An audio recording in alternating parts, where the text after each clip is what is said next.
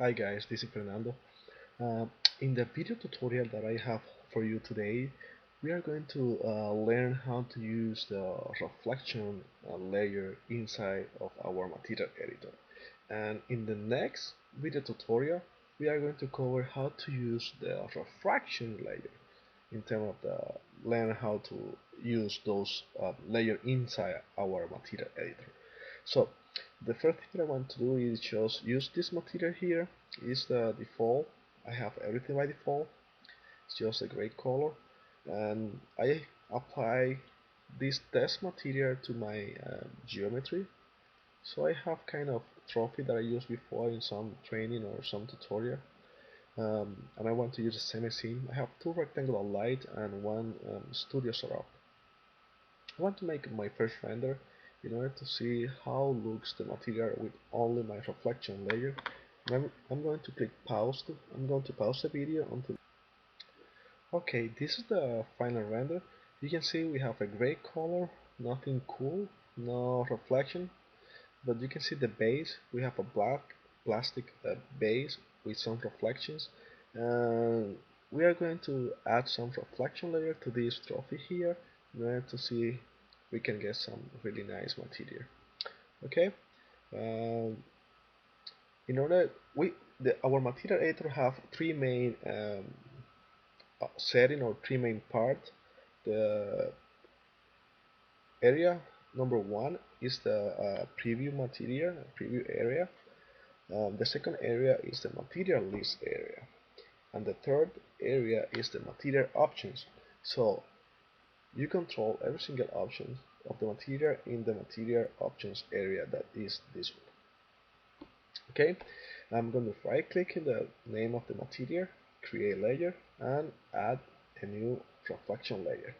By default we have a white color in our reflections. That means that we are going to have a perfect reflections, a perfect mirror material. So if I click preview, I'm going to have a perfect mirror material. So that means that the reflection color, this option here, control the amount of reflections. If we have black color there, we are not going to have any reflection at all. It is like if we have only the diffuse layer. If we have kind of gray color, we are going to have reflection but not a perfect reflection. So if you use gray scale color or gray gradient color, you can control the amount of reflection. Of course that you can use a different color than gray, like green. You see preview, we have a weird color in your reflections. So I don't recommend you to use uh, a different color that black or white or gray, something between black and white. So I'm going to let white in order to explain one of the options that we call Fresnels. Fresnels is a real life effect. Almost every single material in the real life have the Fresnel effect. This M here, this small m here, means mapping. If you have a small m, that means that you don't have any mapping at all in the reflections. Remember this option here, control the amount of reflection. So we are telling V-Ray where we want the reflection and the amount of reflections. So you can control the reflection using colors, white 100% reflective, black 100% matte. So if you have a mapping or a texture with black and white color, the reflection is going to be defined by that texture. So let me explain this one. Okay, if I use a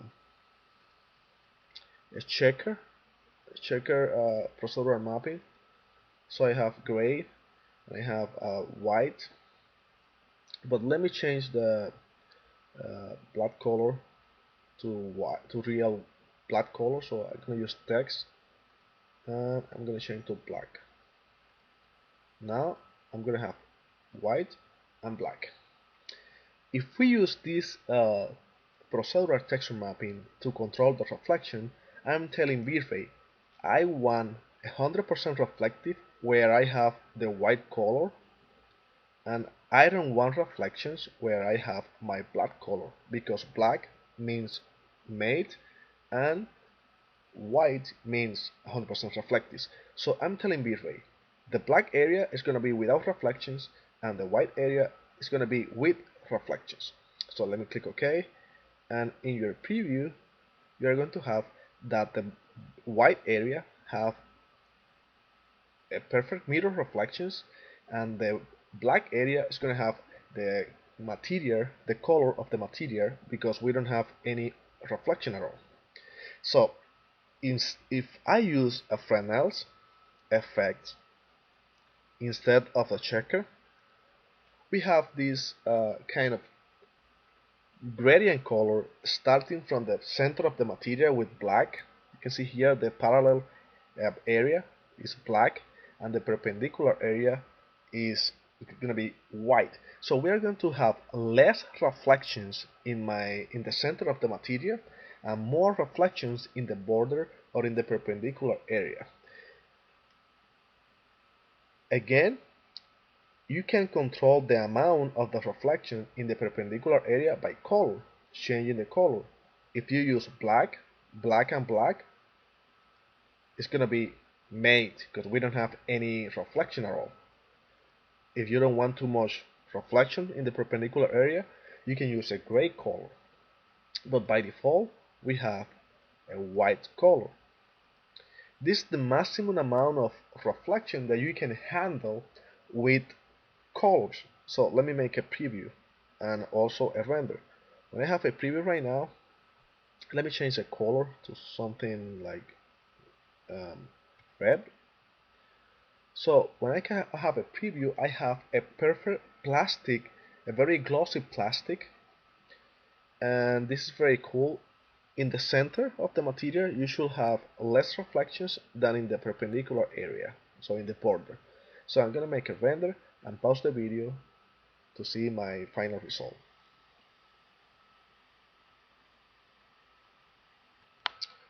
Here we go. You can see here the final render, a red plastic material. Okay, we call this effect like a Fresnel effect. You can handle the same amount of reflection only with the reflection color, but you are going to have a flat color. So if you take up the Fresnel's effect, so now you have a flat reflections. If you reduce this value just very low, you can handle kind of red plastic, but this plastic will not have the variation the variation in the reflections depending on the point of view of the camera. This is going to have the same amount of reflection everywhere. We use flat reflection to create metals, but not to create plastic or other type of material. If you want to create metals, you can use uh, a flat reflection. Even for metals, I use Fresnel's effects. So I told you guys that you can control the reflection with colors here, and white is the maximum amount of reflection that you can handle with color. If you want to create a metal, so you need more reflection, you should use the IR value. This IR value controls the bend of the rate, so if you increase the IR value, you can handle more reflections. For metal, I use from 16 to, I don't know, 20 or 22. Let me use 20 in these options.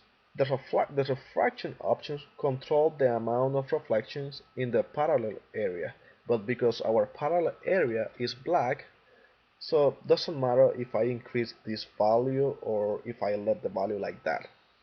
If I change the color to gray, now I have some reflections, So in this case, if I have gray color, matter that if I increase this value or if I don't increase this value. But by default, the color is black, so you are not going to have reflection, so it doesn't matter if you change this value or not. So I'm gonna use 20. I'm gonna change this color. Oh, let me let the color like that. Okay, I'm gonna create a preview and a render to see the difference with kind of red metals. This is the final result. You can see they're kind of red metals, and this is because we increase the IR value here to get more reflections. This one should be 1.55 by default. Okay, so this is how you can control the reflections. And now I want to explain the filter. By default, we have a red color. I mean, not by default. I changed the color to red in my diffuse, and my color of the metals doesn't look like red. Looks like pink without a lot of reflection here. So I want a red metals. How can I do that? That uh, uh, effect happen, or that situation happen because my filter color or my reflections is white. If I want to create a kind of red metals or some other effects, you can use a filter color to tint the reflections or to change the color of the reflections. Right now it's white, but if I want to create a kind of red metals, I should change the reflections color to kind of red. Now, if you can see in my preview, my reflection is red and my material seems to be more red color. So I'm gonna make a render and pause the video again. Okay, now my material is red because my filter or my reflection are red. But here we have an M, so you can use a mapping as well to control the color of the reflection. So if I change the filter to checker, and then I use a different color for my checker, so it's right here, and my back color, I'm gonna use another a color. I just want to make an example to show you that you can control the reflection using a mapping, using a texture, or using any procedural mapping that we have here. So now my checker is gonna be like a blue and orange. So my reflection is gonna be affected by the blue and the orange color. You can see here in my preview how I have now reflections, blue reflections and orange reflections. So that's mean if you use a texture mapping here, bitmap or another kind of texture, you can control also the reflection by using a mapping, a texture. So I'm gonna make a render to see how it works, how it looks. So you can see here the effect with the checkerboard. In the next video we are going to see how the glossiness and the other setting of the reflection layer works. So see you right now. Bye bye.